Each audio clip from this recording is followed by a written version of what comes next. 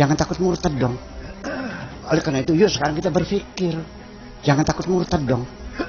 Jangan takut murtad dong. Daripada kamu mempercayai sesuatu yang tidak benar.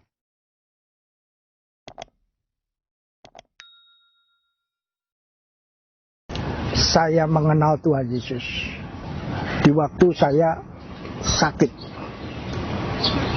Disitulah saya ditemuin atau diperlihatkan Tuhan Yesus. Malahan roh saya ini dibawa. Saya sendiri masih sadar, saya masih melihat tubuh saya tergeletak tidur di tempat tidur. Saya melihat dan saya rasanya itu saya bisa terbang, saya bisa menembus atap, naik terus sampai ke awan-awan. Dan saya diajak bicara sama Tuhan Yesus. Tadinya saya itu tidak mau menerima.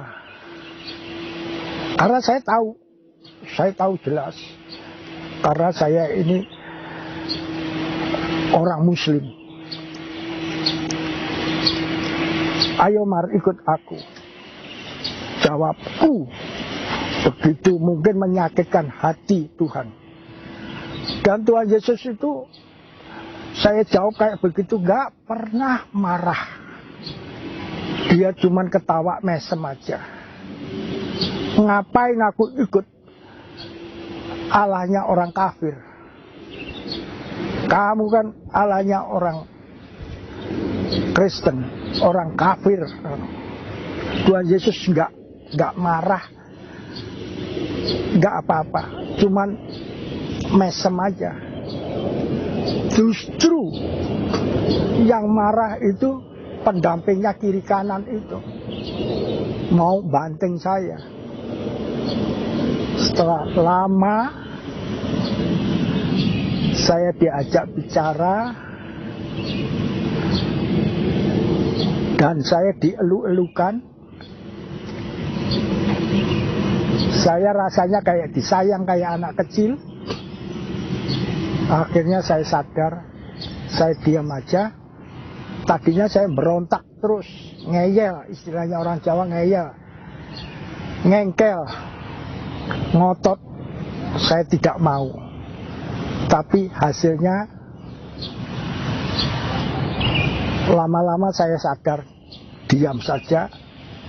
Akhirnya saya dikembalikan lagi ke rumah saya, ke tubuh saya.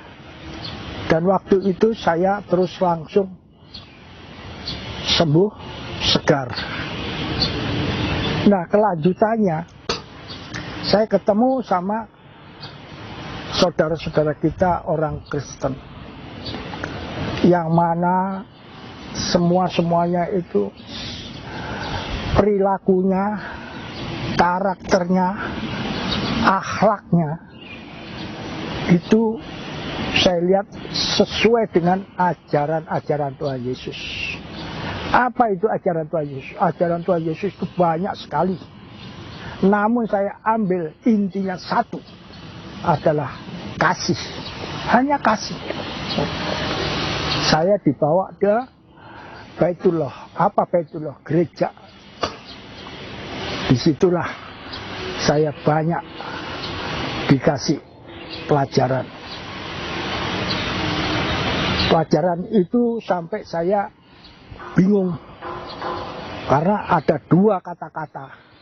Yaitu tadi, ini doktrin apa dogma. Ini dogma apa ini doktrin. Tinggal pilih aja. Karena itu sesuai dengan hukum Allah. Sunatullah. Apa sunatullah? Itu sunatullah adalah hukum Allah, ketetapan Allah. Ketetapan Allah itu enggak banyak-banyak, cuma dua. Ada siang, ada malam, ada laki-laki, ada perempuan, ada baik, ada buruk, ada benar, ada salah. Cuman itu selanjutnya yaitu hanya dua, tinggal pilih. Kenapa tinggal milih? Karena itu sifat Allah, itu Ar-Rahman dan Ar-Rahim. Tuhan Yesus tidak diktator atau kamu harus ini, tidak. Tinggal pilih aja. Semuanya itu dipertanggungkan masing-masing. Inna dina indahil Islam. Ya itu tidak pernah saya ucapkan. Yang jelas itu ada kaitannya. Kenapa nggak pernah saya uraikan? Karena semua ada kaitannya dengan la haula wala quwata illa billah. Ayatnya di mana? La haula wala quwata illa billah. Di Roma 3. Yang mana Roma 3 menjelaskan tidak ada manusia, semuanya benar, semuanya adalah berdosa. Makanya itu turun ayat lakum dinukum waliyadin. Nafsi-nafsi masing-masing ke kiri apa ke kanan. Itulah kebesaran daripada Tuhan kita.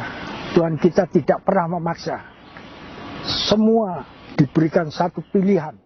Silakan untuk memilih ke kiri atau ke kanan, ke atas atau ke bawah. Namun semuanya ada ayat juga. Lebih baik pikiri hal-hal yang di atas daripada hal-hal yang di bawah. Semuanya tercantum pada Alkitab. Jadi saya ini berbicara tidak ngarang, tidak ngawur. Semua berdasarkan Alkitabiah. Semua ada ayat-ayatnya. Oke, setelah Bapak memilih Yesus, kan berakibat buat Bapak. Iya. Bapak ditinggalkan oleh anak, istri, keluarga. Nah, apa Bapak tidak merasa rugi itu, Pak? Semuanya menurut saya hal-hal yang di dunia ini itu sia-sia belaka. Yang jelas itu tadi ada ayat, pikirkan hal-hal yang dari atas daripada yang ada. Janganlah engkau menjadi hamba uang. Janganlah engkau menjadi serupa dengan dunia ini. Ada kata-kata itu. Saya datang di dunia ini tidak membawa apa-apa. Dan pulang nanti pun juga tidak membawa apa-apa. Hanya satu. Yaitu tadi. Satu. Surga pilihan saya. Bukan neraka. Tinggal pilih. Surga apa neraka? Surga. Lantas dunia gimana? Tinggalkan. Saya tinggalkan. Makanya saya jadi pemulung. Saya sudah mendapat label atau panggilan atau jabatan. Apa jabatannya? Jabatan saya, panggilan saya, label saya, orang gila. Karena semua menganggap saya ini udah gila. Udah enak-enak khatam Al-Quran, ngapain masih belajar-belajar Alkitab? Udah katanya sudah terlambat, kayak belajar Alkitab udah bau tanah, bau kuburan, bau mayat. Nah itulah mungkin ledekan atau hujatan atau caci makian daripada keluarga-keluarga saya. Jadi saya ini semua adalah pilihan resiko. Saya ditinggalkan oleh keluarga-keluarga. Saya sudah hidup sendirian. Karena saya punya pendapat, nanti di kuburan juga sendirian. Siapa yang mau nemani saya? Maka saya ditraining oleh Tuhan untuk hidup sendirian. Itulah apa jawaban saya yang sebenar-benarnya. Ada kerinduan nggak, Pak? Orang yang belum kenal Tuhan, Bapak bisa menceritakan gitu supaya mereka bisa mengalami apa yang Bapak alami gitu, Pak. Bukan hanya kerinduan aja. Memang itu sudah ketetapan, keharusan, perintah daripada Tuhan. Bukan perintah aja, tapi amanat agung. Di mana ayatnya? Di Matius 28. Itu harus. Bahasa sananya fardu, enggak hanya fardu aja, fardu ain. Wajib kau lakukan, wajib kau sampaikan. Itu di Matius 28. Amanat agung, bahasa kerennya. Jadi saya ini enggak cuman rindu aja kalau mau, tapi kebiasaan manusia itu suka mendebat, suka ngeyel, ngengkel, ngotot, maunya enggak mau kalah, istilahnya tegar tengkuk. Masih tegar tengkuk. Jangankan kok kita ini yang masih gembel-gembel, kurang hebatnya gimana? Ini studi banding.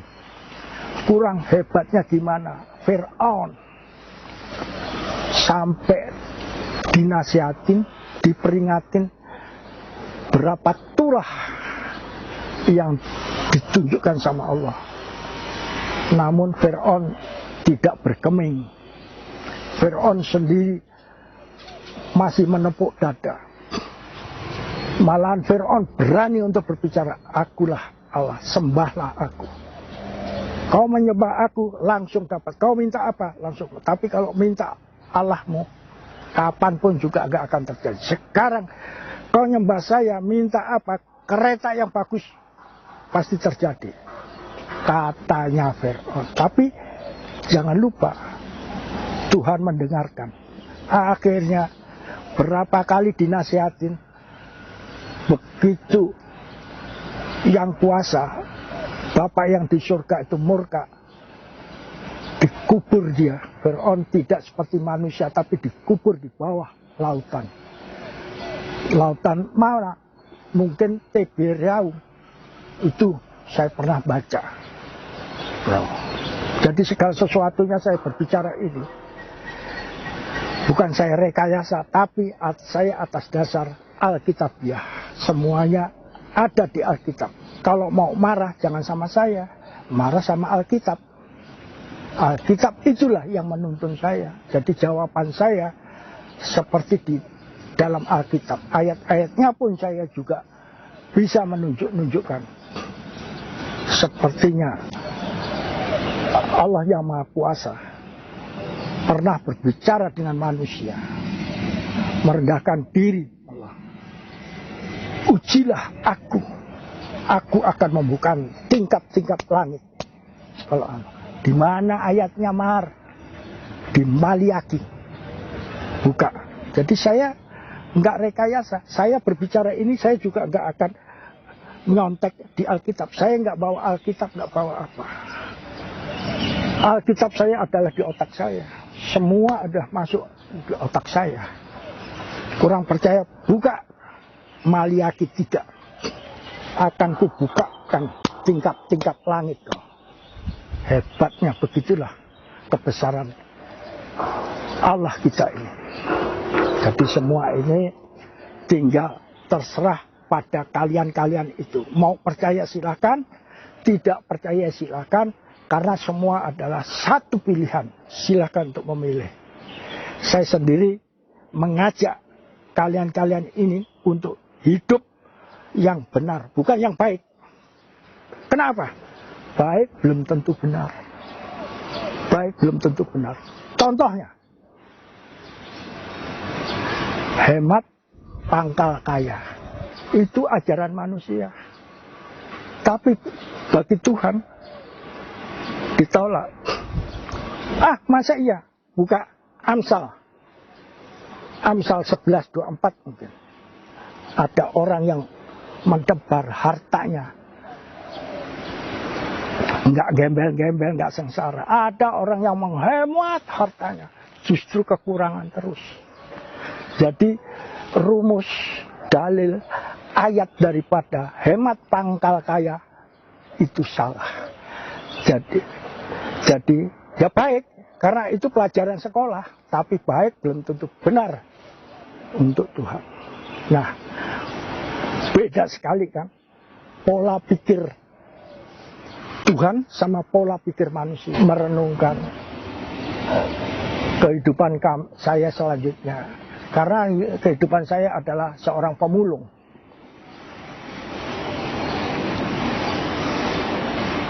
Jadi hanya satu pegangan saya, harapan saya. Hanya satu harapan saya mengharapkan pada Tuhan Yesus. Kasih karunia Tuhan Yesus itu dinyatakan. Dan Tuhan Yesus tidak pernah berdusta, berbohong. Tuhan Yesus berkali-kali mengatakan, jangan takut, jangan takut, jangan takut Umar. Aku akan menyertai engkau. Sampai kapan Tuhan? Sampai akhir zaman. Bukan akhir hayat saya, sampai akhir zaman. Yang benar Pak Umar. Itu semua jawabannya ada di Alkitab. Bagaimana pertama kali Bapak mengenal Tuhan Yesus, Pak? Saya sendiri juga heran, bingung. Mengapa saya bisa menjadi manusia,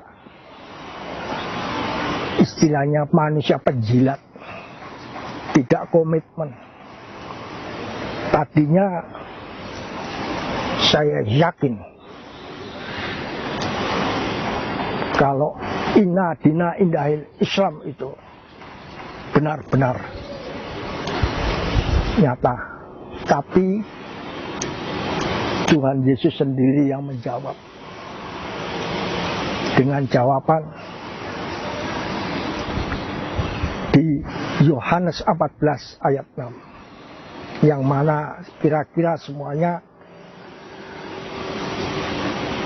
saudara-saudara kita bisa membaca di Alkitab. Yohanes 14 ayat 6 itu.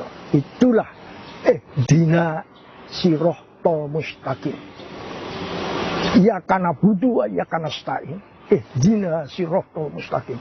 Itu kerap kali ditanyakan dan sudah kerap kali dijawab sama Tuhan Yesus. Dan saya pada mulanya adalah nggak yakin, nggak percaya. Saya nggak percaya. Tapi karena itu kebesaran Tuhan Yesus, kemuliaan Tuhan Yesus dinyatakan, terbukti. Sekarang inilah saya benar-benar mengenal Tuhan Yesus yang sebenarnya. Perlu saya buktikan, saya nyatakan, saya anukan, karena ini benar-benar pengalaman hidup saya, tidak rekayasa, tidak saya buat-buat. Saya hingga bisa merubah puji-pujian saya dulu puji-pujian saya adalah Allahumma sholli ala Muhammad ya Rabbi sholli alaihi wasallim subhanallah walhamdulillah la ilaha illallah wallahu akbar la haula wala quwata illa billahil azim. Nah sekarang sama Tuhan Yesus heran saya, lidah saya kok bisa memuji Tuhan Yesus dengan bahasa yang asing lagi. Saya kalau ditanya juga nggak ngerti apa artinya.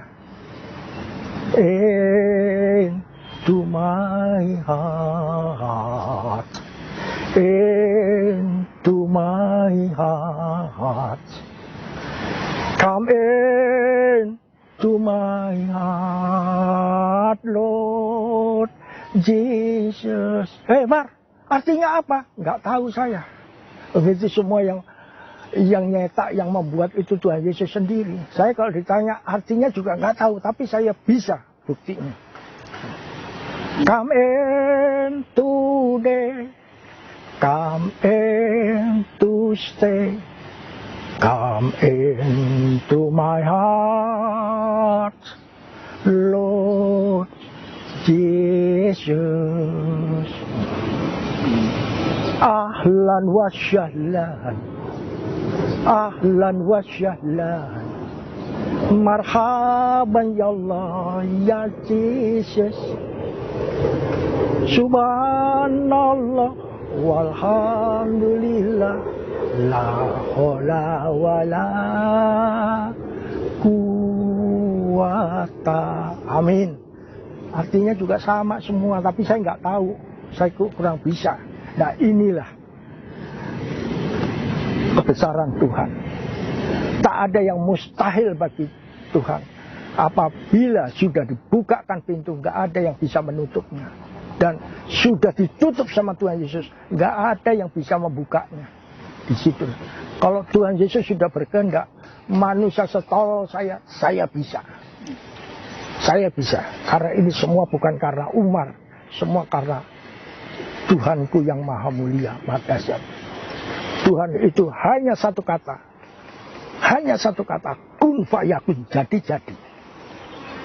Gak ada yang bisa menanding. Kalau pengalaman pribadi Pak Umar, ketemu Tuhan itu seperti apa? Jadi gini Pak, kok bisa berubah total gitu loh Bapak?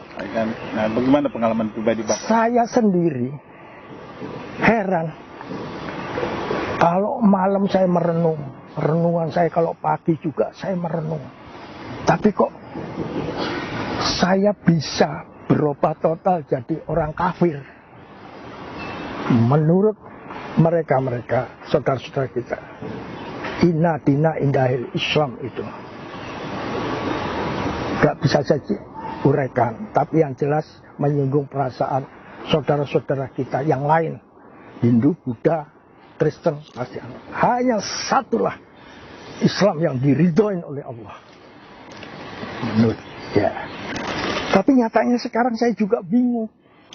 Kenapa saya bisa jadi orang kafir? Itulah.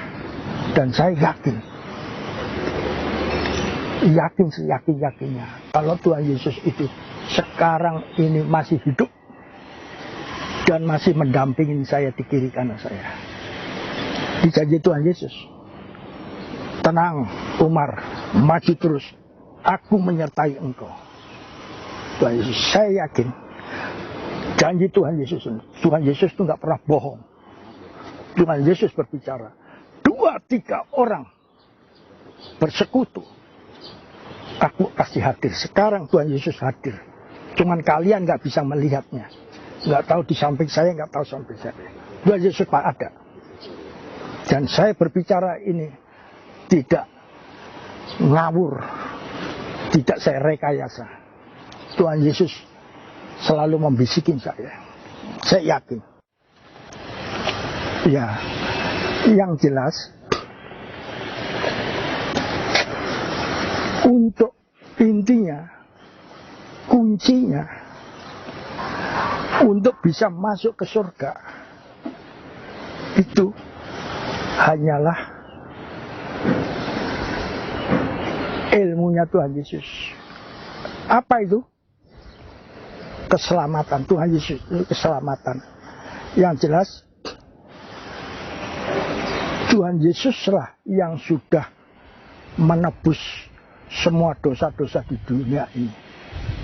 Itu bukan pembicaraan saya, pembicaraan Tuhan Yesus sendiri. Orang ngomong itu kan paling gampang, paling pinter lah orang ngomong. Sampai orang pinter ngomong, itu labelnya, jabatannya, panggilannya, apa? Haji Jarkoni. Apa Haji Jarkoni itu? Bisa ngajar, nggak bisa ngelakoni. Jadi Orang itu paling pinter kalau menasehati. Orang itu paling mudah jadi guru. Tapi untuk melakukannya ada ayatnya juga. Bukan saya itu merekayasa. Ayatnya di mana? Di Yakobus. Apa bunyinya? Iman tanpa perbuatan pada hakikatnya adalah mati sia-sia. Paling gampang orang itu nasihatin orang, paling gampang. Teori paling mudah, prakteknya yang paling susah. Nah, saya juga bisa bicara kayak gitu. Makanya saya pun juga dinasihatin. Jagalah lidahmu. Banyak manusia itu yang dosa karena lidah. Lidah itu kecil. Ada ayat mengatakan api itu kecil, tapi bisa membakar hutan yang begitu luas hanya dari api yang kecil. Itulah anunya lidah. Makanya Tuhan Yesus ngajarin. Semua itu yang saya bicarakan tidak keluar daripada konteks Alkitabiah. Saya nggak mau. Saya juga ngomong ini saya pertanggungjawabkan sama Tuhan Yesus. Karena kalau saya salah ngomong, segala sesuatunya itu ada upahnya. Saya dosa. Saya pinter ngomong, pinter nasihatin, tapi saya tidak melakukan. Itu tadi. Upah daripada dosa apa? Rumah mewah. Enggak. Upah daripada dosa adalah maut. Itu sudah kata-kata Tuhan Yesus. Sudah nggak bisa lagi. Makanya hati-hati dengan jaga mulut, jaga bibir, jaga lidah. Disinilah saya. Sekian video saya hari ini. Kiranya video hari ini bisa memberikan pengetahuan baru bagi kita semua. Salam waras, salam sadar, sampai bertemu di video-video saya berikutnya. Tuhan Yesus memberkati kita sekalian.